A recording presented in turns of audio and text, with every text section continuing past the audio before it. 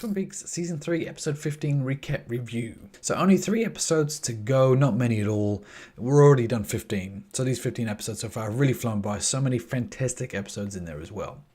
So let's talk about this episode. So going forward, this will contain spoilers. So the first scene, the opening scene, we have Nadine walking to Ed's gas station. And in essence, it's to set him free from their relationship because she's finally now can see clearly with the help of Jacoby and his golden shovel. So then we see Ed approach Norma at the diner. Initially, this scene was pretty awkward. I thought it was a flat out denial, but he held strong. He held there waiting for his coffee. I thought he was going to go postal for a while, but luckily he didn't. Then we see at this point Norma decides to let the franchise go of the restaurant. And then we see that Norma, Ed embrace, confirm their relationship going forward. It is now official. So it's pretty good. A real up and down scene there because it's been so long and it would just be typical of a situation like that to occur. And she's like, no, I'm done with it. So I thought it was pretty cool. Quite like that scene. I hope their story actually ties in more with the main plot lines that are going on. I would hate to see them kind of end this story here for them. So I hope that they continue on. Okay, now moving on to the next scene. We have Cooper's doppelganger. So he travels to the convenience store. So this is the part that we have seen in episode 8. So remember when the nuclear bomb was gone off? We had all these things happen. We had the woodsman or whatever you want to call them created. And it looks like that this situation was created, that this convenience store was created at this time. So is this convenience store the entrance to the evil lodge? Or one of the alternate realities, or the location where all these evil entities are based. So we have the good lodge and the bad lodge, remember? So is this the evil one? We see the evil doppelganger Cooper trying to track down Phillip Jeffries. Now I thought this was actually that we would never find Phillip Jeffries. And I guess we don't. But we see, an essence of Phillip Jeffries, or possibly a spirit or something like that. And they have a conversation, and it's all about finding someone called Judy. Now, Judy's been mentioned a few times over the seasons and in movies. We don't really know a lot about Judy, or there's many ideas that Judy is actually a reference to Laura Palmer, that Judy is a sister to a few other characters, but I don't think there was ever confirmation of what or who Judy was. So then we see Doppelganger get some coordinates, and then he's ejected from the lodge, only to meet Richard Horn, who holds a pistol to him, and we see him quickly controlled by the Doppelganger, and we also see that he is confirmed to be Audrey's son at this point. The Doppelganger's reaction to him makes me think that it's his son as well, because normally the doppelganger, he wouldn't actually care. He'd probably just kill someone. If someone holds a pistol to him, we've seen him kill people for a lot less than this. So I'm surprised that he didn't just kill him. And I guess the logic I have for that is that he figures out that this is probably my son, so I'll use him instead of killing him. So that's my logic there. Okay, now move on to a scene which is Stephen. So we see Stephen probably commit suicide. Not 100% sure if he did or not, but that was the big suggestion there. But also with a scene like this, it could be more he was going to do it and he didn't, he backed out. But let's wait and see. But the suggestion obviously there was committing suicide. Okay, now moving on to James and Freddie. So we see them at the bar. They approach Renee. Things quickly escalate. And we see James getting beaten up, and Freddie comes to dispatch them. He was saying he's trying to be as gentle as possible, but we really got a hint there of the strength of Freddie's punch. So he's really one punch Freddie, you know that anime. So we see them arrested for that situation. In theory, they probably shouldn't have been, but anyway. So they're now incarcerated, and let's see what happens. But it was good that we saw that Freddie really is as powerful as he was saying he was. So he's definitely a weapon there, hopefully to be used against the doppelganger. But let us find out. So then moving on, we see Duncan, Todd, and Roger trying to figure out where Anthony is. And at this point, they are assassinated by Chantel. So Chantel and Hutch are really cold-blooded killers and really professional at it too. You saw her with the way she came in, just did it and left, and she came back to finish off the job. But really brutal. So the thing is now, I think with these characters, They've obviously been told to take Duncan Todd and Roger, and I wonder if it was by the Doppelganger because they were inefficient. And now the question is, are they going to go after Dougie?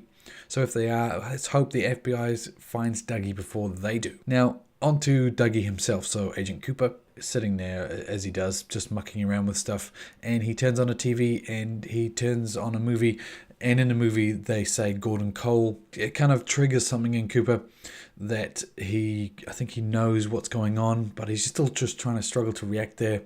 And his reaction here is to stick a fork in the electrical socket. A couple of ways to interpret this, I guess, is one would be, so maybe this is just Dougie acting his childlike ways. Obviously this is Agent Coop, but Agent Coop's mind is locked away somehow, so maybe this is just this Dougie, the childlike character he is, and reacting like this in a very innocent way. But one side of me says no, this was actually Agent Cooper in control, and he heard the noise and he realized he has to possibly do this to wake himself up. Or maybe he's even trying to complete the transition to this world, or maybe he's trying to communicate with where he's come from. So I get a couple of ways to interpret that. I hope it's the second. I hope he's now in control of his actions and he can be Agent Cooper. Because I hope we don't get to the end of the season and it's still Cooper, which is, pretty much a zombie walking around, not in control, just a walking corpse at the moment. So let's hope he is in control next episode. Okay, now on to Hawk and the Log Lady, so Margaret. They say their final goodbyes, so the Log Lady dies within the TV show, and Catherine Coulson, who played the Log Lady, actually did die in September 28th, 2015, so I'm not sure how it fits in with how far they got with the TV show, but it was a pretty good farewell. It seemed to really come from the heart, so it was quite nice that they actually got to do that and added her character's death into it. So it was quite nice. So the golden log, so because she was a golden person, so a good farewell for her there. Okay, now on to Audrey and Charlie. So the argument continues now. Is it the 3 or 4 episodes in that this argument's been going for?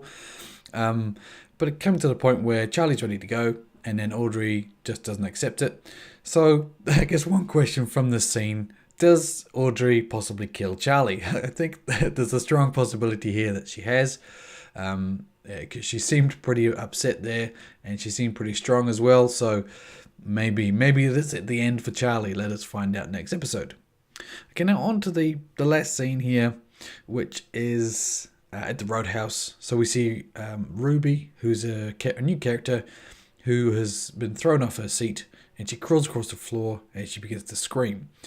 Now I'm not sure any reference to her before, this character, but I guess is this once again a kind of symbol of these, possibly the drugs within Twin Peaks, the seedy underbelly of the environment there.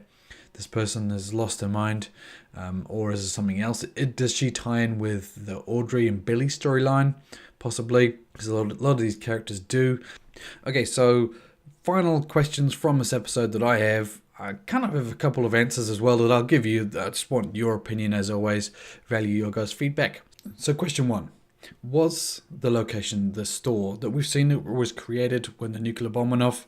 Is this the location? Is this the Evil Lodge?